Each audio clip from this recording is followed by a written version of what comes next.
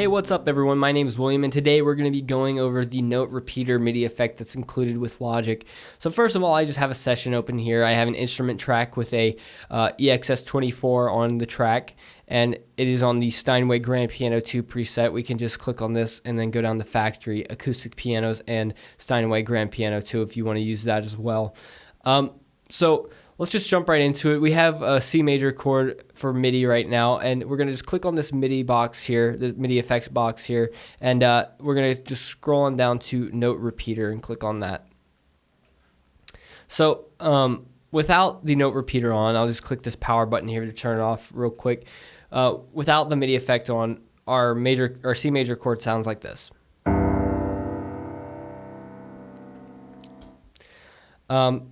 Next, if we turn on our MIDI effect here, the default settings of this effect make the C major chord sound like this. So it repeated the chord 3 times. And actually for this MIDI effect, I think it might be better to have just a C note here. So I'm going to delete the E and G note of the C major chord. All right, so next, let's go over some of the settings. Our C note sounds like this now since I deleted the other two.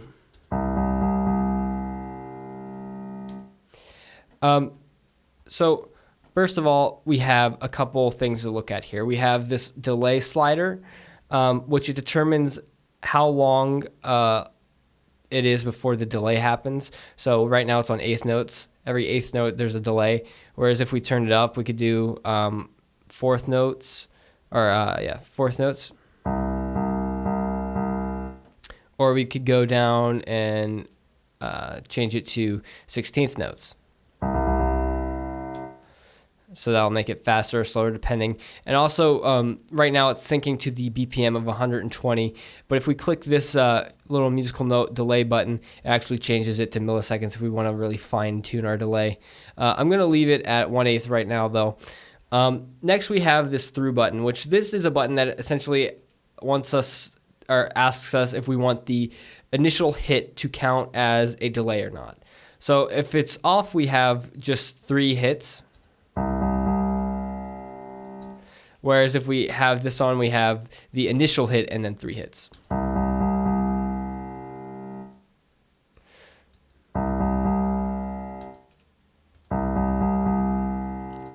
So it's really up to you depending on what kind of effect you want. Next, down at the bottom here, we have 3 knobs. First of all, we have our repeats knob, which it determines how many repeats we want. And we can have as many as 99 repeats. So that can go on forever, essentially. You know, if I just let that play forever and took off that loop, it would go forever. Or well, not forever, but it would go for quite a long time. Next, we also have this transpose knob, which it asks us how much we want the note to transpose after every hit. So the initial hit will be the same as always if we have the through button enabled. And then the next note will go up or down however many semitones we decide that we want it to go up or down.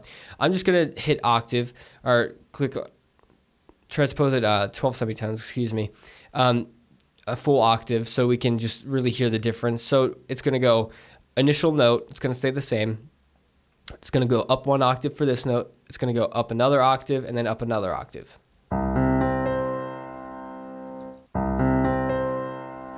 So that's something to keep in mind when you're working with this transpose knob here. It activates that transpose on every note. So, you know, it essentially by the second delay, the transpose will be double what it is here. Excuse me. The last knob we have here is a velocity ramp knob. And what that means is it determines how much the velocity increases over time. So right now it's at 100%, meaning it'll stay at an even velocity dependent on what our note is.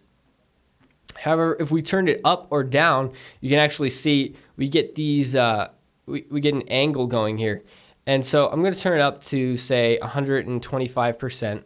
So it's going to increase our velocity by 25% each note, essentially is what this means. So this is what it sounds like with that. So you could hear the higher octaves that were repeated were much harder. They had a much higher velocity, especially by the last one.